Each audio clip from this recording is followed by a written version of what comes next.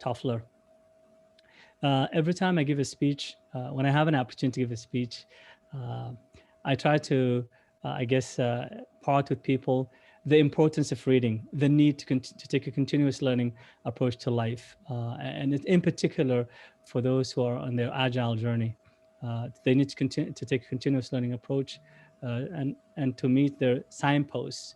And I believe that taking an agile journey is not arriving, it's becoming, just like leadership. Nobody would say, or learning in general, nobody would say I've arrived. It's becoming, and I believe it's important that we take continuous learning approach to life. The 4 keys to success. As I mentioned, I don't take credit for these. Uh, However, I have not found them in a single book. Not that I have read every book in the world, but I have not found them in a single book. And what I have done is I've put them together. And I believe, because I believe they're tightly coupled, they're interconnected, and they serve as a foundation for achieving any sustainable success in whatever endeavor a person pursues in their life. So, the first one, know thyself. We cannot even lead ourselves, let alone lead others, if we do not know ourselves. And we're going to touch a little bit on a self-survey instrument today that will help you identify your strength and weaknesses or drawbacks. So we're going to look into that a little bit. Of course, if you want to take this a little bit deeper, we can look into emotional intelligence that has 2 branches. The intrapersonal skills, which is self-awareness and self-management, and interpersonal skills, which is broken down to social awareness and social and relationship management. Again, that's social awareness and relationship management. There are many instruments that a person could use, psychometric tests, to identify their innate strength and weaknesses. But the one that I prefer the most is the MBTI, Myers-Briggs Type Indicator, which I'll cover shortly with you. And please have your PC or laptop ready, because we're going to ask you to take the test as well, which will take about 3 to 4 minutes max. So once we know ourselves, then we can learn our innate strength, because to do well in any career, we need 3 things. We need our own innate. We need our natural, natural strength or innate strength, and we need knowledge and skills. And I'm sure you would agree that we can acquire knowledge and skills at varying capacities and speeds, but we can never learn someone else's innate strength. So we need to begin in uncovering our innate strength. And then once we have devised our goals and objectives in terms of career, we can then seek knowledge and skills. And that's a good segue to the next key to success, which is learning style. Once we've identified our natural abilities, then we can look at, once we've identified our natural abilities and chosen a particular career path, then we can look at our learning style and identify what is my learning style, because we all have our own unique learning styles. I also will share with you at the end of this session an instrument, self-survey instrument, that will help you identify your learning style. Moving along, we have time management. Of course, we don't manage time. We don't stopwatch and so on and so forth. But what's meant by time management is prioritizing our goals and objectives. Okay, where am I in my agile journey today? Where am I today? Where do I need to go? Doing the inspection and adaptation as we go. Stephen Covey wrote a book called First Things First. So it's about figuring out what are the first things first that are for you, and to keep the main thing, as the late Stephen Covey once said. And we're going to look at time management from a rather unique angle today.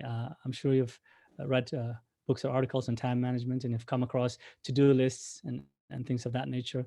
And today, especially, we have on our gadgets, we have tools that we could use that help us manage our time better. But we're going to look at time management from a rather unique perspective today. Moving along, the last but not least key to success is it's a 2 part actually: goal setting and execution. Okay, a lot of people misunderstand what goal setting is really about. For instance, to say I want to become a CSM, or Scrum Master, or a product owner or agile coach. Is that really a goal? I don't think so. That would be a dream or a wishful thinking until we have clearly defined steps to achieve that particular goal. And we're going to cover a little bit of that today as well. As you can see, these four are really tightly coupled and interconnected because we begin with identifying our strength, being aware of our weaknesses. And yeah, I want to talk a little bit about weaknesses. Weaknesses are two types that are innate. For example, a person is not good with details. So that person should avoid work that requires being detailed. Okay. But there are also weaknesses that are not innate that we can get rid of. For instance, what comes to my mind is attitude. Attitude is the most important word in the dictionary because through positive attitude, we can uh, we can form lasting relationships and network, and we can also achieve our success.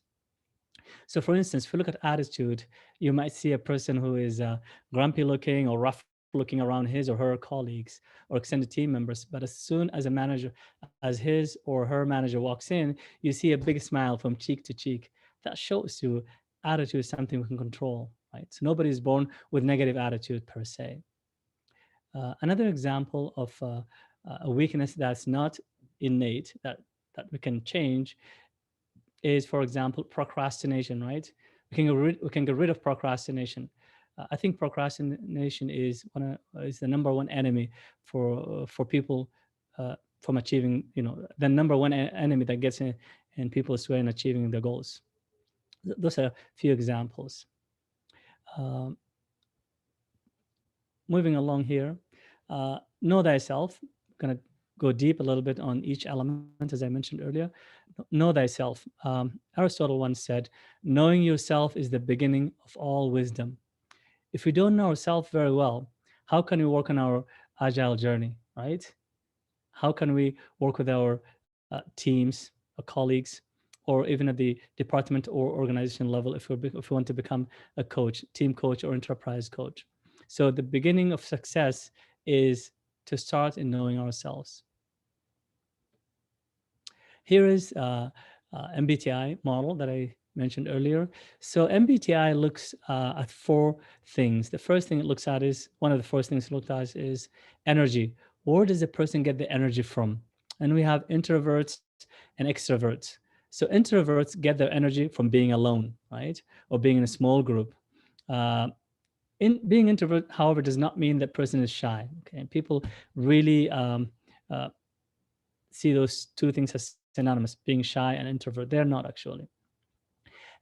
Interestingly, introverts find extroverts exhausting because extroverts like to work on multitasking and they work a quick pace. Extroverts and extroverts, on the other hand, get their energy from people, from other people. So they like to be in the center of attention and they talk a lot, generally speaking. And this doesn't mean that extroverts are better than introverts or vice versa. They're just different. Okay. And then we look at how we get information, right? Uh, so people with intuition, they see possibilities, okay? They see big picture and how everything connects. They like concepts and ideas, abstract matters. On the other hand, sensors, they're realists. They use their five senses to assess how things are and pay attention to concrete facts and details. Again, one is not better than the other, they're just different. Excuse me. The third element we'll look at is decision making. So thinkers make decision in a different way than feelers. So thinkers are logical and make decisions analytically. They value fairness and enjoy finding the flaws in an argument. The key here is finding flaws in an argument, not in a person. Okay, they're usually level-headed. Okay, feelers, on the other hand, they make decisions based on their values and how their decisions may affect others. They're empathetic and warm. Again, thinkers are no better than feelers and vice versa. Last but not least, how we organize things, okay? So organize things through judging or perceiving. Judgers like rules, deadlines, and structures. They prefer clear, detailed instructions and want to make plans and stick to them. On the other hand, perceivers are spontaneous and flexible. They use deadlines as negotiable and like to improvise. So, out of these 4 areas, we have 16 personality types. Okay, so I'll share with you an example in a moment. So here's an example. The result of the test, once this person had done his test or her test, is INTP. That's INTP. That's introversion. I made it in yellow here, highlighted. Intuition, thinking, and perceiving. So when you do your test, some of you may end up having this. So INTP. Okay. Again, one is no better than the other. It's just they're different. And on that note, Ahmed Hilmi, if you can share the links, the Arabic and English version in the chat, that would be appreciated. What we want to do after Ahmed Hilmi shares, we want to take 4 minutes max to do the test. And once you come back, you don't have to share your results, but perhaps at the end of this video, once the video has been stopped, you can share them if you want to. So we'll take a 4-minute pause here, but Ahmed Hilmi, if you can kindly share, that would be great. Thank you. Okay, sure. Thank you. So I'll just time ourselves here. We'll take approximately 3 to 4 minutes, and we'll continue the session. So it's a bit tricky when answering the questions. Let's not look for the right answer. There is no right answer. You'll be presented with a number of questions with an A and B answer. Just choose what you feel is you. All right. There's no right or wrong answer again. Okay. Thank you. Thanks, Hilmi. شباب، احنا اللينكس اللي احنا شغلناها دي التيست للبرسوناليتي، فمستأذنكم انكم كل حد مع نفسه يعملها، وهنسيب حوالي من 3 ل4 دقايق بحيث كل حد يشوف الريزلت بتاعته. And write it down, right? So just either save it on your web page or write the results down. Thank you. طيب بعد النتيجة اكتبوها عندكم، واللي حابب يشاركها معانا يقدر يشارك. So we just had 1 minute passed. We've got 3 more minutes.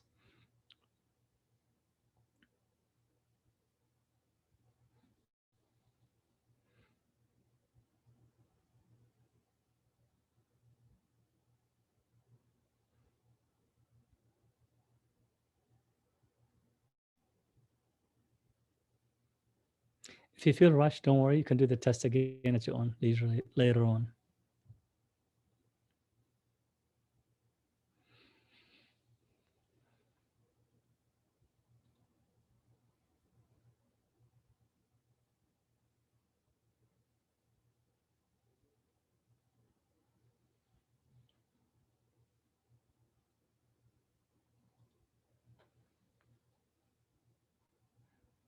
We're almost at 2 minutes mark.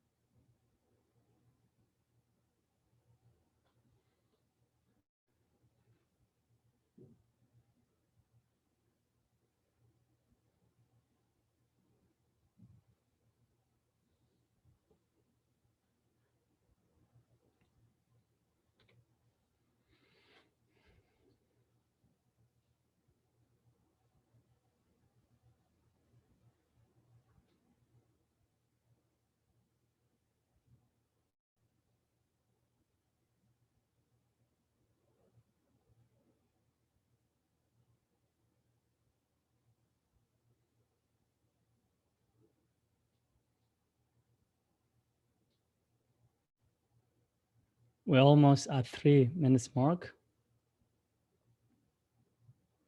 We'll just spend 1 more minute and then we will resume.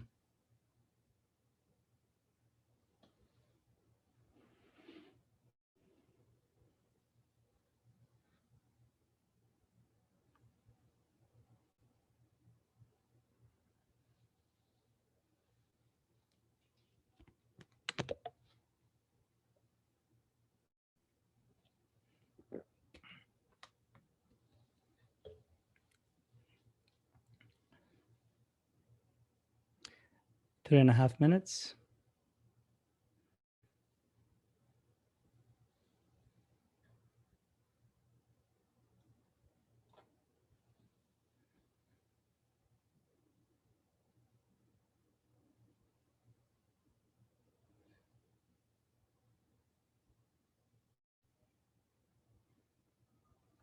We're approaching 4 minutes.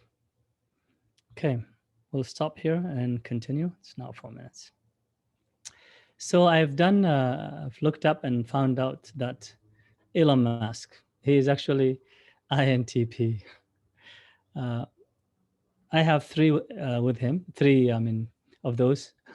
I guess I'm not Elon Musk because I don't have the fourth one. Just kidding. Elon Musk, I did research on him, and he's apparently introvert, intuition, thinking, and perceiving. Okay, continuing here. So what is your learning style? It's really important to know our learning style to be successful in our agile journey, because we need to identify, once we identify where we are in our agile journey, we need to identify the knowledge and skills that we need to gain. And it's important to know our learning style so we can find material that suits our learning style. Okay. So the first one here on the left here is visual. So some people are visual.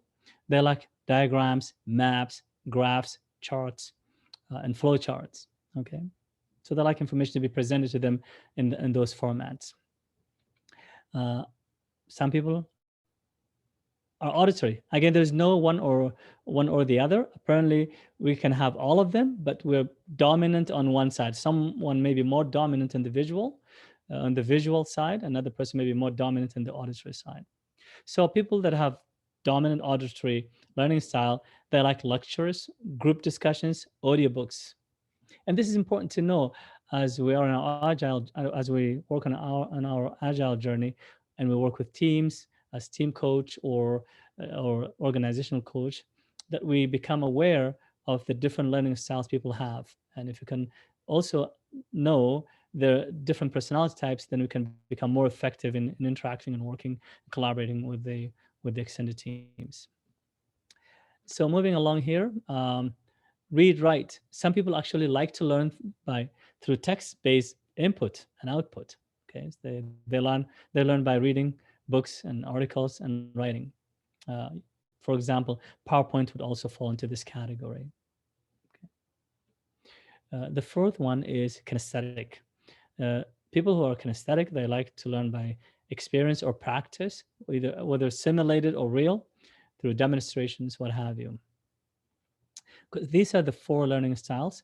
The self-survey instrument I'm going to share with you actually is one of the best ones out there. It gives you percentage-wise. So a person may have 70% they are visual. Their learning style is visual. 20% is auditory, 5% read write, and 5% could be kinesthetic. This is just an example. So I like that instrument because it gives you a full picture. As I mentioned, a person may be dominant on one of those, but they still can learn through the other, approaches. And we'll share this as well, this self-survey instrument. All right, time. Within limits, there are many things we could replace in life. So a person may be wealthy and go bankrupt and then regain their wealth, right? I'm sure you would agree with that. A person may not have knowledge or skills in a particular domain, but they can go and acquire that knowledge and skills through college, university, or institute, or personal learning. A person might be ill, but they might recover, but if they could secure, good medical care. Time, however, is perishable, precious resource. We cannot save it. We cannot stop it, right? It's inelastic. There are only 24 hours in a day, and yesterday is gone forever and will never come back. And anything we want to achieve in life requires at least, at the very minimum, time and other resources, such as money or other resources. But the only thing that we can never replace is time. So it's important that we manage our time. Okay, and we're going to talk about this approach that I really like on time management. So in business, it's said we cannot improve what we cannot measure. So the first place to start, in my humble opinion, and as I read from a book titled The Effective Executive by Peter F. Drucker, is to take an inventory. How do we do that? Well, we can do that over 3 to 4 weeks, 3 to 4 times a year. So 3 4 quarters in a year for at least 3 to 4 weeks at a time.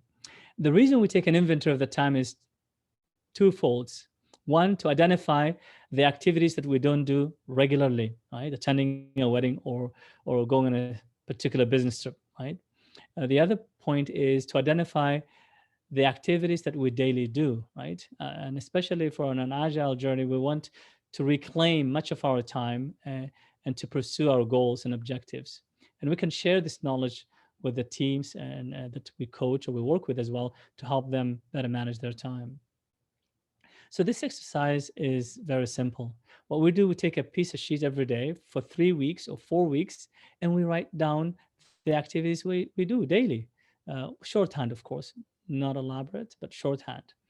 Um, uh, and uh, and then once we have the list, we'll take that list and ask a question and say, what will happen if I stop this activity altogether? Is this guy gonna fall? If the answer is no, nothing will happen, we cross it out. And we apply this method throughout the entire list. Okay. An example of an activity that, if we stop, may not impact us in a negative way is watching soccer 5 times a week, 2 hours a day. That's 10 hours a week. For example, I'm not saying soccer is bad, but I'm saying that could be an example. Or watching a TV program that doesn't really add value. Okay. So now we have the list, the inventory of 3 to 4 weeks, and we ask a question against every activity and say, what will happen if I stop performing this activity? If the answer is nothing, we just cross it out. Okay, never do it again. Then we'll have a shorter list, right, of activities. Then we'll apply another second question: can someone else do this activity on my behalf? And I'm sure others can do activities, some of the activities we do on our behalf, even better than us. And again, this is how we can reduce the list. And of course, we have to apply proper delegation. And today's topic is not about delegation, but we can't just throw activity on other people, whether we're leading a team or at home, we're asking someone else to do someone else to do activities on our behalf. We can't just throw at them. We have to use proper delegation. Okay. By just taking these two steps, we would have reduced the list that we have gathered over 3 to 4 weeks to a much shorter list. Okay. All we're doing is reclaiming much of our time in order to insert our activities in those times. Okay. Last but not least, we live in a knowledge era, and much of the work that we do today requires meetings. Almost very little work is done by individuals, right? And meetings take up a lot of time, right? So what can we do to reduce the time we spend in meetings, because we're wasting our time and our colleagues' time? Well, first of all, we need to identify the objective that we're trying to achieve, or the goal. And then we need to ask ourselves, can I achieve this goal by just calling someone, or by talking to someone, or by sending an email? If the answer is yes, then we don't need to schedule a meeting. But if the answer is no, we still need a meeting, then we need to have clearly defined meeting agenda. We need to invite.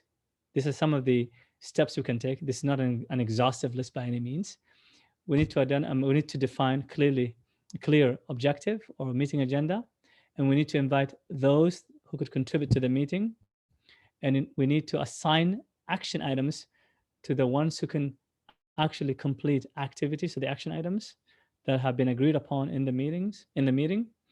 Then we need to devise, I guess, a mechanism through which we have a follow-up or follow-through to make sure those actions have been, I guess, executed or completed. And of course, we need to send meeting minutes as well. By taking these steps, we can reclaim much of our time. According to research, between 25 to 35% of our awake time, right? That's a big chunk. What do I mean by our awake time? Well, we have 24 hours in a day. We spend, let's say, 8 hours sleeping. We have 16 hours. From that, if we can recover 25, 35%, that is a big chunk of time in which we can actually insert our goals and objectives. All right. If you're interested in reading more on this, you can see the source at the bottom, The Effective Executive, the definitive guide to getting the right things done by Peter F. Drucker and Jim Collins, I believe. All right. Moving along, now we are coming to the, I guess, the fourth element, goal setting. Okay. People with goals succeed because they know where they're going. Can you imagine a ship leaving its harbor without a rudder, a helm? It can never do. Similarly, people who set goals, well, they might achieve some of their goals, but they will not be as effective as those who set their goals. All right, and especially in the if we have our agile journey, we need to identify signposts that help us that we're on track to reach whatever uh, goal or objective we're trying to achieve in our agile journey. And we're going to talk about goal setting in a little bit more detail.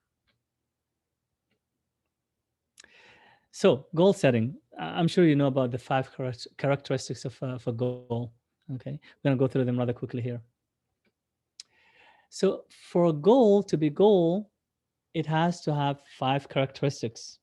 Okay, it has to be specific. So, if I say I want to be an agile coach, well, am I trying to be a team agile coach or enterprise agile coach? So, I have to be very specific, right? And then it has to be measurable. I need to be able to measure it, right? Am I learning?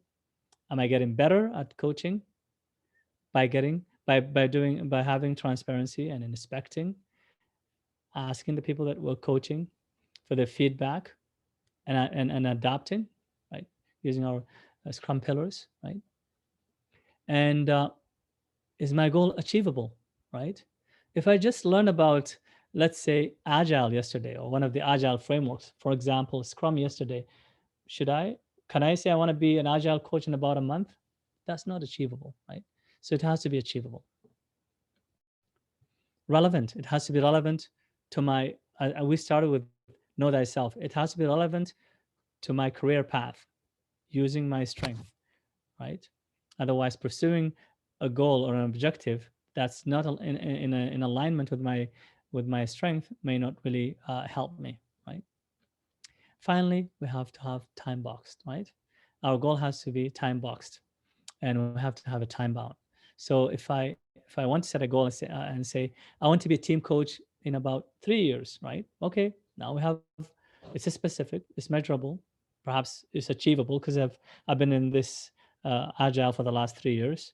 It's relevant to where I'm going, and I have a time bound, right? I know when I'm gonna. I mean, I have a specific date that I need to conclude or achieve my goal. All right. That sort of wraps up. But before I conclude, I also want to share with you why people do not set goals. Okay, it's really important to know that for ourselves and the people that we work with. Okay, apparently, according to research, there are 4 reasons why people do not set goals. First one, people did not realize the importance of goal setting or goals. That's why, according to research, between 5 to 7 people have goals in their lives. When I mean goals, they have clearly defined goals with clearly defined written steps to achieve them. Okay, and that's important. We're going to cover that in the next slide. People do not know how to set goals.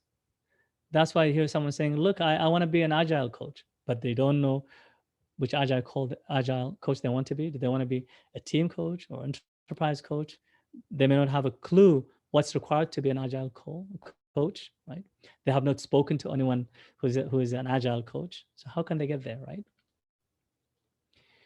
People fear rejection, and this happens, right? Sorry, people fear failure, right?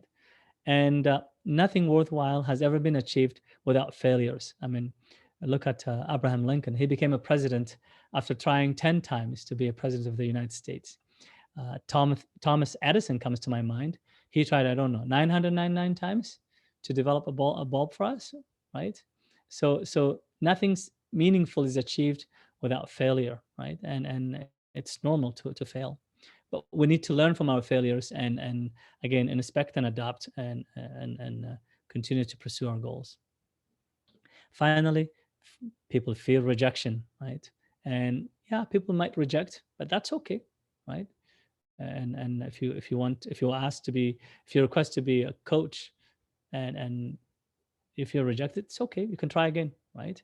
One story I like to share with you is um, by Les Brown. Les Brown, I don't know if you heard of him, is one of the uh, motivational speakers, worldwide, renowned motivational speaker.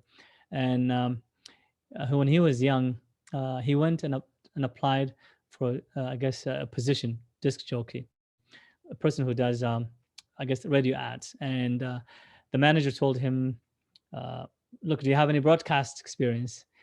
He said, no. He said, well, I don't have a job for you. And he went away. This is Les Brown. He came back the next day. He said, manager, this is studio manager. He said, do you have a job for me? He said, didn't we speak yesterday? And I told you don't have a job. He said, well, maybe someone quit. He said, well, no one quit. uh, don't come again. Right? He went back again, Les Brown, to the same manager, studio manager, and said, do you have a job for me? He said, well, I told you there's no job. Why you come again? He said, well, maybe I thought you have a vacancy. He continued coming until one day he told him, go make me some tea or coffee. And later on, he became a disc jockey and he worked the radio. So that's just one example that really to illustrate we should not have any fear of rejection. The second part of the fourth key is the 4 disciplines of execution. Okay, so to be successful on our agile journey, we need to focus on wildly important goals, on really important goals for us. We cannot pursue all goals, right? That's not possible. There are always scarcity, time-wise, on other resources. So we need to define the goals that are important to us to achieve, to work on our agile journey. The next thing we need to do is define lag and act on lead measures, right? Lag is a goal, lead is the activities we need to perform to achieve our goal. I'm going to use an analogy here to illustrate this second point. A lag might be, I want to lose 15 pounds over three months, let's say, for example. Okay, that will be my lag, okay? But my leads would be, well, I will not eat carbohydrates. I will eat healthy food like fruits and vegetables. I will go swimming or jogging. So I'll have these activities that I need to do, the leads, and I'll watch if my lag is moving, right? In this case, my lag will move downwards, right? And I need to develop, to clearly write my lag or lags if I have more than one goal and associated lead measures. Okay, and I need to have a compelling scorecard, right? This is like our artifact, right? I have to have it in front of me daily so I can look at it and see, am I on track, right? And finally, I need to create a cadence of accountability, right? I need to meet with myself, if that's my own goal on my agile journey, and look at my goal and say, this is my goal, here's my lag, here are my leads. How am I doing? Am I really executing on my leads to bring up or down the lag that I'm working on, right? And this is your, for example, in Scrum, we have sprint retrospective, what have you. But this would be one-on-one or could be with the team. Okay. With that, we conclude. I believe 45 minutes is assigned to this webinar, and both I'm giving the mic back to Mona and Ahmed. Thank you. Thank you, Ismail. شكرا شباب، شكرا إسماعيل. Thank you. شكرا لكل الناس اللي حضرت. حابب نشكركم على الحضور في الويبينار ده وسط ما بين xpdays وأجال أرينا، واللي حابب أكتر يتابعنا أو يتابع الإيفنتس بتاعتنا اللي جاية أو اللي فاتت، يقدر يوصل لها من خلال المواقع بتاعتنا xpdays.org أو agilearena.net. أنا حاليا بس هوقف الريكورد ونفتح الدسكشن للناس. شكرا لكم جميعا. Thank you. شكرا يا اسماعيل. Thank you. طبعا الناس تقدر تسألك بالعربي صح؟ ما فيش مشكلة. بكلم عربي، أنا عايش في مصر برضه. اوكي. I stay at home. اوكي. في تيست انت عملته في اول الويبينار، وده كان سيلف اسسمنت. يعني كل واحد فينا محتاج يبقى اوير بالبرسوناليتي بتاعته. صح. دي اول حاجه، علشان سواء كان اجايل كوتش او ليدر او مانجر او بيلعب اي رول جوه الاورجانيزيشن، somewhere another هيحتك بالناس وهيبدا يشتغل معاهم على المايند سيت. واعتقد هي دي البارت او الجزء اللي انت كنت عايز تركز عليه في الجزء ده، نفهم الناس ونفهم نفسنا الاول، صح؟ Absolutely. Very well said. Yes. صح. لان الرحله